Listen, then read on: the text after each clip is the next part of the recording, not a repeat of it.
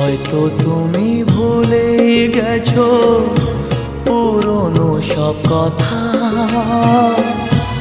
অনেক রকম আনন্দ আর ছোটখাটো ব্যথা। এই মাঝে পেরিয়ে গেছে অনেকটা বছর, অনেকটা বছর। আমি কেমন করে নেব তোমার খবর? তোমার ভালোবাসা তুমি নিজের হাতে দিয়ে গেছো কবর।